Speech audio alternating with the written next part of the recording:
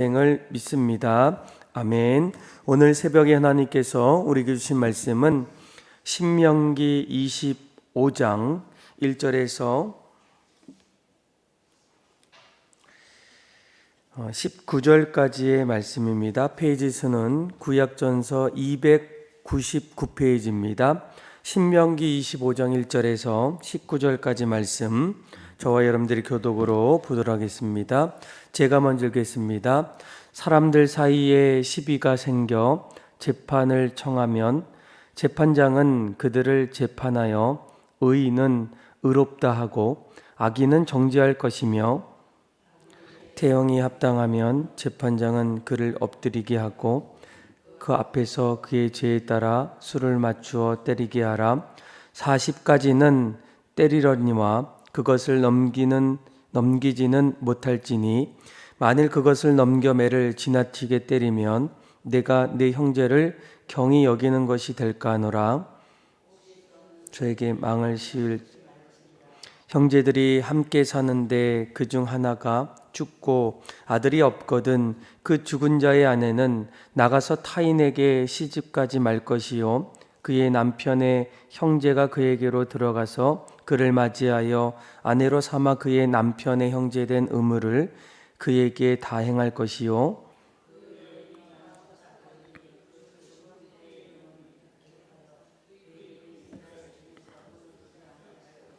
그러나 그 사람이 만일 그 형제의 아내 맞이하기를 즐겨하지 아니하면 그 형제의 아내는 그 성문으로 장로들에게 나아가서 말하기를, 내 남편의 형제가 그의 형제의 이름을 이스라엘 중에 있기를 싫어하여 남편의 형제된 의무를 내게 행하지 아니하니이다 할 것이요, 성읍 장로들은 그를 불러다가 말할 것이며, 그가 이미 정한 뜻대로 말하기를 내가 그 여자를 맞이하기를 즐겨하지 아니하라 하면 그의 형제의 아내가 장로들 앞에서 그에게 나아가서 그의 발에서 신을 벗기고 그의 얼굴에 침을 뱉으며 이르기를, 그의 형제의 집을 세우기를 즐겨 아니하는 자에게는 이같이 할 것이라 하고,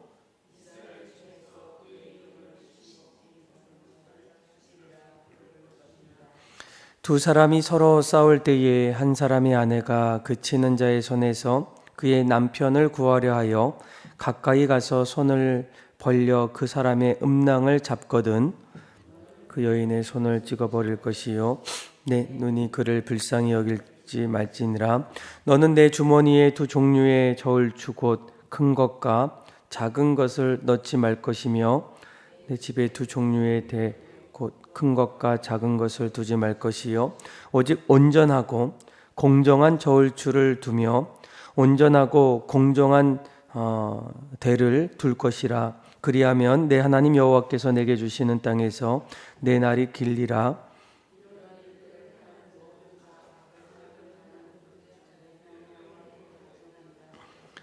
너희는 애굽에서 나오는 길에 아말렉이 내게 행한 일을 기억하라. 그들이 너를 길에서 만나 내가 피곤할 때에 내 뒤에 떨어진 약한 자들을 쳤고 하나님을 두려워하지 아니하느니라. 19절 말씀 함께 읽겠습니다. 그러므로 내 하나님 여호와께서 내게 기업으로 주어 차지하게 하시는 땅에서 내 하나님 여호와께서 사방에 있는 모든 적군으로부터 내게 안식을 주실 때에 너는 천하에서 아말렉에 대한 기억을 지어버리라. 너는 잊지 말지니라. 아멘. 오늘은 제22대 국회의원 선거일입니다. 아마 여러분들 또 공휴일을 맞이하고 또 투표하게 되는데, 이번 제22대 국회의원 선거는 사전 투표율이 역대 최고이다라고 말합니다. 그만큼 사람들이 지도자에 대한 어떤 관심들, 또 나라와 민족에 대한 그 부분들이 참으로 많다라는 것을 또 우리가 좀 알게 되고, 또 한편으로는 그만큼 나라가 어렵고 또 힘이 들면서 마음 한켠에는 이번 선거를 통해서 더 좋은 지도자, 또 나라와 민족을 또 새롭게 이끌어갈 수 있는 그런 지도자가 선출됨을 통해서 더 살기 좋은 나라로 그렇게 간절히 원하는 그런 마음이 있을 겁니다. 아마 여러분들도 인생을 살아갈 때 내가 있는 이 나라와 민족이 더 살기 좋은 나라가 되고 또 걱정 없이 또 어려움 없이 세워지는 그런 나라를 마음속에 둘 것입니다. 그렇다면 가장 살기 좋은 나라 또 가장 우리가 꿈꾸는 나라는 어떤 나라일까? 무엇보다도 하나님이 다스리는 나라 또 하나님께서 주인 되셔서 세상을 더욱더 이끌어가는 그런 나라가 아니겠습니까? 하나님께서 세상을 만드실 때에 무엇보다도 보시기에 좋았더라. 또 인간을 지으시면서도 보시기에 심히 좋았더라라는 그 모습이 바로 우리가 원하는 또 하나님께서 가장 기뻐하시는 그런 나라입니다. 오늘 우리가 읽었던 신명기 말씀은 이스라엘 백성들이 이제 애굽에 있다가 죄로 인해서 또 애굽의 노예로 살다가 하나님께서 그들을 부르시고 또 하나님의 백성으로 삼아 주시면서 그들을 가나안 땅으로 인도하게 됩니다. 그리고 그곳에서 하나님 나라를 이제 세워 나가길 원할 때 무엇보다도 그들을 부르시고 난 이후에 너희들이 가나안 땅에서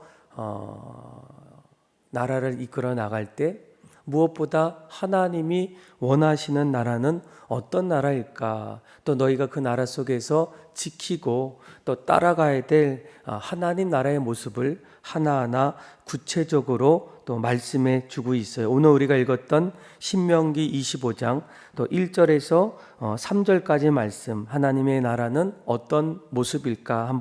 같이 한번 읽어볼까요? 시작.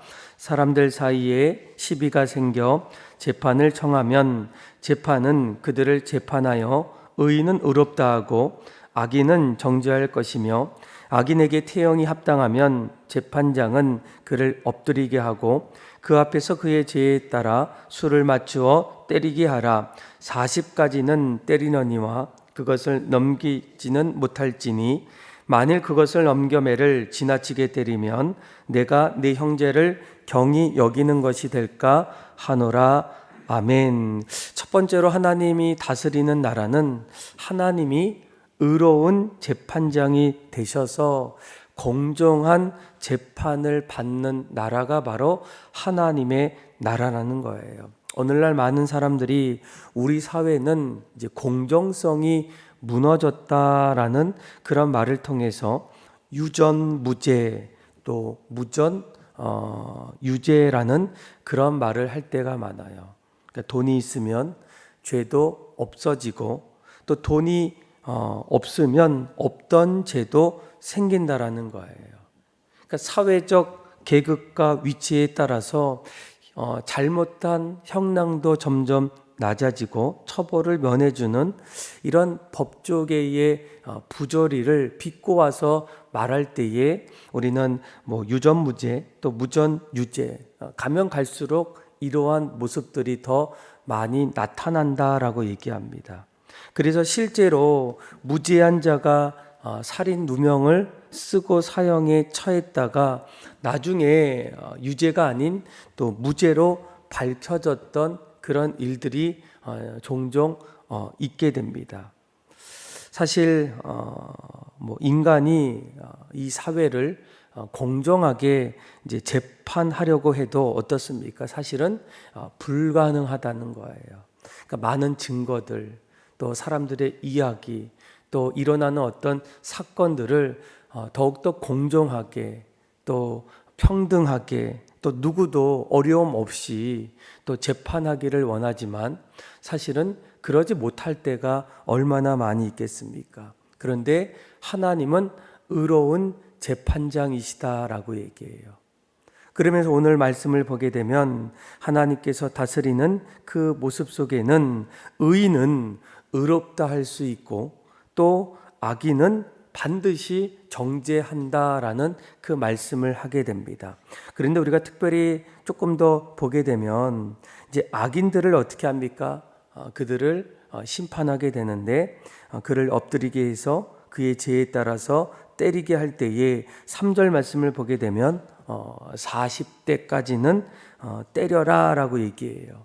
그리고 그 이상으로는 때리지 말라라고 얘기합니다. 근데 그 이유가 무엇입니까? 지나치게 때리게 되면 내 형제를 경히 여기는 것이 될까 한다라고 얘기해요.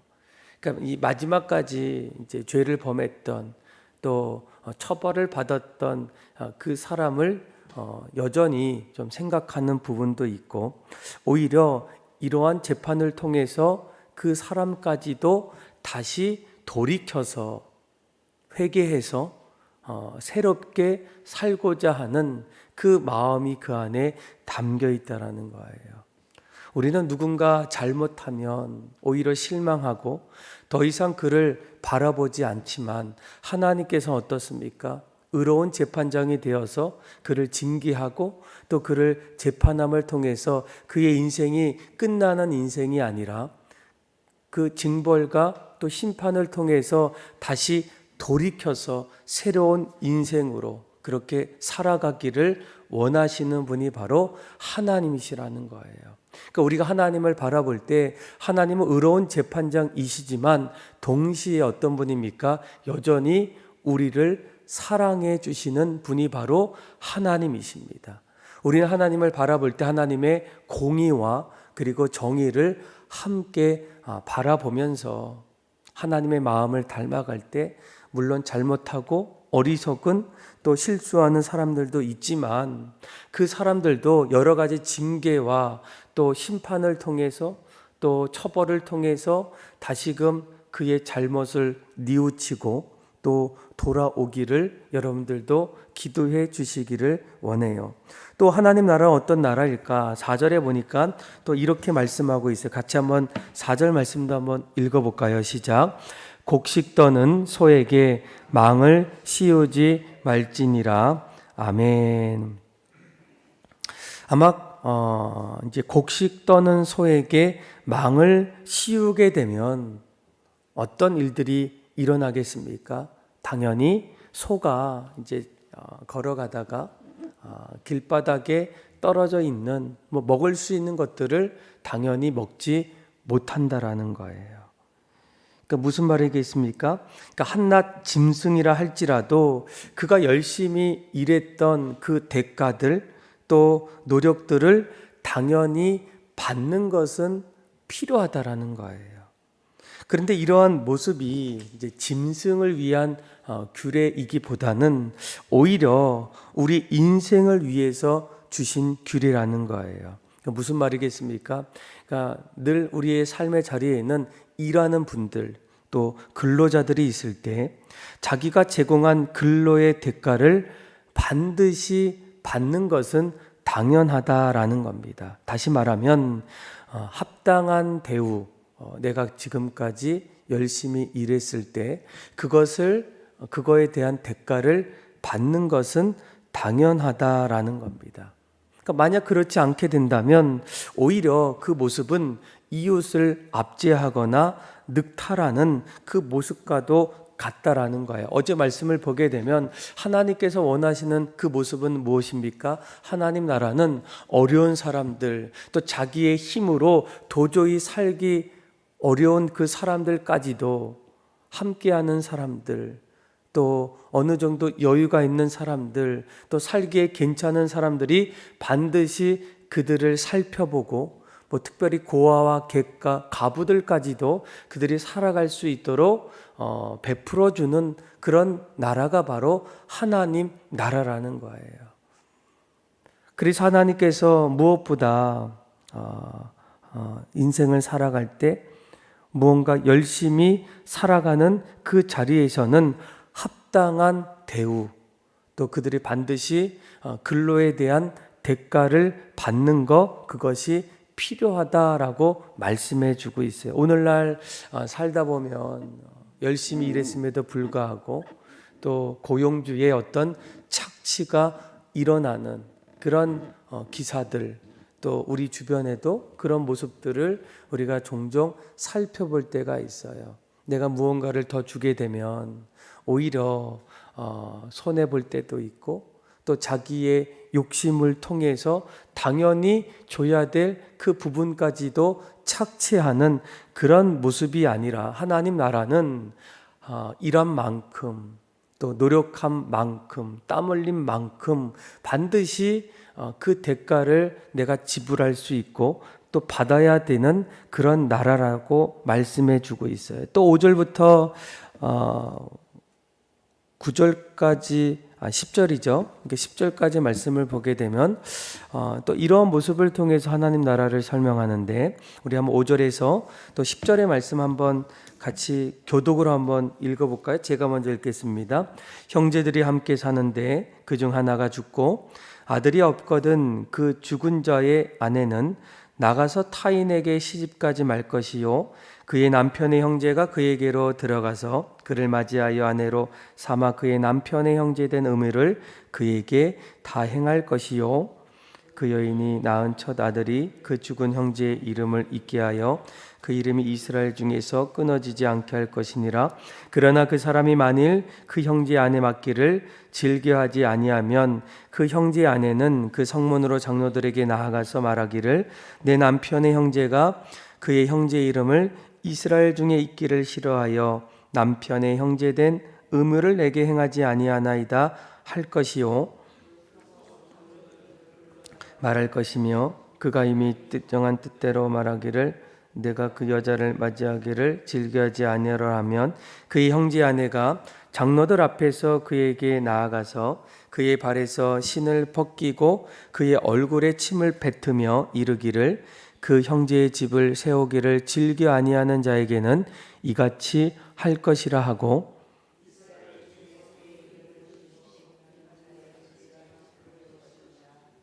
아멘. 아마 5절에서 10절까지 말씀을 보게 되면 이제 형제된 의무를 말씀해 주고 있어요. 그러니까 형제들이 이제 어느 때가 되어서 이제 결혼하고 또 가정을 이루었는데, 그 형제들 가운데에 한 사람이 죽게 되고 또 그 가정에 아들이 없을 때에, 그때에 형제된 의무를 가졌으면 좋겠다라고 말씀해 주고 있습니다. 그래서 그 안에 있는 또 다른 형제가 이제 미망인이 된, 또 과부가 된 뭐 그 여인, 그 집안의 이제 뭐 동생의 아내겠죠. 아니면 형의 아내가 될 수 있겠죠. 그 아내를 이제 자신의 아내로 그렇게 맞이하는 그런 일들입니다. 그런데 무엇보다 이러한 의무들이 생겼던 이유가 무엇이겠습니까? 가장 중요한 것은 6절 말씀을 보게 되면, 그 여인이 낳은 첫 아들이 그 죽은 형제의 이름을 잊게 하여 그 이름이 이스라엘 중에서 끊어지지 않게 할 것이다 라고 얘기해요. 그러니까 그의 가정, 또 그의 집안, 가문이 이어지고 그 가족들에게 주어진 기업도 여전히 지켜주기를 원하는 그런 제도였다라고 얘기합니다. 그런데 이러한 제도를 때로는 거부할 때가 있어요. 당연히 그 기업, 또 그 가문을 세워나가는 일들을 해야 되는데, 그러지 않을 때는 어떻습니까? 그 여인이 이제 장로들에게 가서 이러한 형제의 의무가 이행되지 않는 부분을 이야기합니다. 그러면 그 말을 들었던 장로들이 어떻게 합니까? 그 형제를 불러서 이제 설득하기 시작해요. 그 가정을 더 이어나가야 되지 않겠냐, 또 기업도 지켜줘야 되지 않겠냐라는 그런 부분들로 하게 되지만, 그럼에도 불구하고 그 형제가 그 제도를 이행하지 않을 때에는 어떻습니까? 오히려 그의 형제의 아내가 그의 발에서 신을 벗기고 또 그의 얼굴에 또 침을 뱉는 그런 일을 해라라고 얘기해요. 그리고 심지어는 어떻습니까? 10절 한번 볼까요? 10절에 보니까 이스라엘 중에서 그의 이름을 신 벗김 받은 자의 집이라 부를 것이다 라고 얘기해요. 그러니까 여기에서 신발이 벗겨진 자가 아니라 오히려 신발이 벗겨진 자의 집이다 라고 얘기합니다. 그러니까 아마 우리가 오늘 말씀을 읽어보면 그 한 사람뿐만 아니라 그 집안에 수치를 주는 그런 제도를 통해서 무엇을 우리에게 말씀해 줍니까? 그러니까 형제가 죽고 그 가문이 좀 끊어지는 그런 상황 속에서 오히려 형제들이 그 가문을 이어나가는, 그 가정을 세워나가는, 그러니까 하나님께서 생육하고 번성하여 땅에 충만하라 끊임없이 그 가계와 가정을 이뤄나가기를 원하는 그런 모습들이 그 안에 담겨 있어요. 그리고 11절부터 12절까지 말씀을 또 보면 우리 한번 11절 12절도 한번 읽어볼까요? 시작. 두 사람이 서로 싸울 때에 한 사람의 아내가 그치는 자의 손에서 그의 남편을 구하려 하여 가까이 가서 손을 벌려 그 사람의 음낭을 잡거든 너는 그 여인의 손을 찍어버릴 것이요 내 눈이 그를 불쌍히 여기지 말지니라. 아멘. 그러니까 두 사람, 남자겠죠. 두 사람이 이제 싸울 때에 어떻게 합니까? 한 아내가 이제 자신의 남편이 좀 이제 수세에 몰리거나 그 싸움에서 점점 어려움을 당할 때 그 모습을 보고 그 남편을 구하기 위해서 힘이 없기 때문에 어떻습니까? 오히려 상대방의 남자의 음낭을 잡는 일이 있으면 오히려 그때에 그 여인의 손을 찍어버리라는 거예요. 조금 과격한 표현이고 또 이렇게까지 할 필요가 있을까 라는 어떤 마음이 들지만 오히려 이 사건을 통해서 우리에게 주는 말씀은 무엇이겠습니까? 성도는 항상 우리 어떤 성도의 품위 또 성도다운 그런 모습들이 하나님께서 원하는 것도 있고 더 나아가서는 무엇을 우리에게 얘기합니까? 이게 천박한 그런 모습들 또 그렇다고 하지 않아야 돼. 가장 소중한 것들을 뒤로 하고 내가 급한 나머지 그 일들을 감당하는 거 하나님께서 원하지 아니하신다라는 거예요. 그리고 13절에서 16절까지 말씀을 보게 되면 또 같이 한번 읽어볼까요? 시작. 너는 내 주머니에 두 종류의 저울추 곧 큰 것과 작은 것을 넣지 말 것이며 내 집에 두 종류의 대 곧 큰 것과 작은 것을 두지 말 것이요 오직 온전하고 공정한 저울추를 두며 온전하고 공정한 둘 것이라. 그리하면 내 하나님 여호와께서 내게 주시는 땅에서 내 날이 길리라. 이런 일들을 행하는 모든 자, 악을 행하는 모든 자는 내 하나님 여호와께서 가증하니라. 아멘. 우리가 아마 이 공정한 추라는 것은 사람과 사람이 무언가 거래할 때에 또 공정한 그런 거래를 우리가 의미하게 돼요. 그런데 조금 더 나아가서 보면 우리가 하나님 앞에서 두 마음을 가진 그런 모습들을 하나님이 원하지 않는다는 겁니다. 내가 좀 정직하게 그렇게 행동하고 처신해야겠다라는 그 마음들이 점점 이 공정한 그런 자리에서 나타나지만 이 두 가지 마음을 가질 때에는 그러지 못할 때가 더 많습니다. 오히려 하나님 앞에서 우리는 두 마음을 가질 때도 있지만 하나님은 그것을 원하지 않는다라는 거야. 하나의 마음, 또 한결같은 마음, 그 마음으로 하나님은 우리가 살아가기를 원하십니다. 그러고 나서 이제 마지막 17절에서 이제 19절 말씀을 보게 되면 17절에 너희는 애굽에서 나오는 길에 아말렉이 내게 행한 길을 기억하라라는 거예요. 그러니까 하나님께서 이스라엘 백성들을 애굽에서 이끌어서 가나안 땅으로 이제 가게 하실 때 이 아말렉이 어떻게 합니까? 하나님이 세운 그 이스라엘 백성들을 하나하나 전쟁을 통해서 그들이 가지고 있었던 또 그들의 삶을 빼앗으려는 그런 일들이 있을 때에 하나님께서 오히려 그들을 이제 다 지워버리겠다. 그리고 그때 하나님이 너희들을 이끌어 주셨던 그 모습들을 기억하라는 거예요.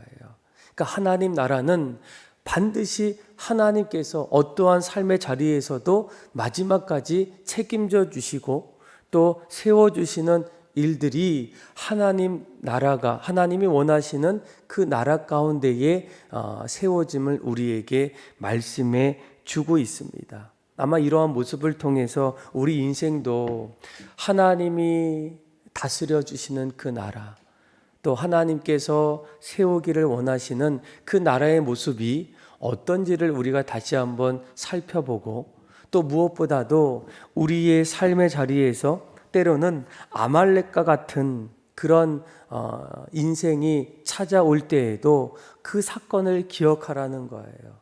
하나님이 그때 가장 어려울 때에도, 적군이 우리 인생의 삶의 자리에 찾아올 때에도 하나님께서 오히려 두려워하는 이스라엘 백성들에게 기업을 주시고 다시 그 적군들로부터 안식을 주시고 또 다시 일어설 수 있는 그 모습들을 주신 것처럼 우리 인생에도 하나님이 다스리는 그 삶의 자리에서는 반드시 하나님이 우리 인생을 끝까지 붙잡아 주셔서 영원한 하늘나라로 우리를 이렇게 세워주시는 그 영원한 은혜를 우리가 기억하고 늘 하나님이 우리의 삶의 주인 되시고 또 하나님이 우리를 인생을 다스려 주셔서 늘 하나님께서 우리의 삶 속에 말씀해 주시고 그분 뜻대로 그렇게 살아갈 수 있는 그 하나님 나라를 이뤄 나갈 수 있는 또 온누리 서망교회 또 모든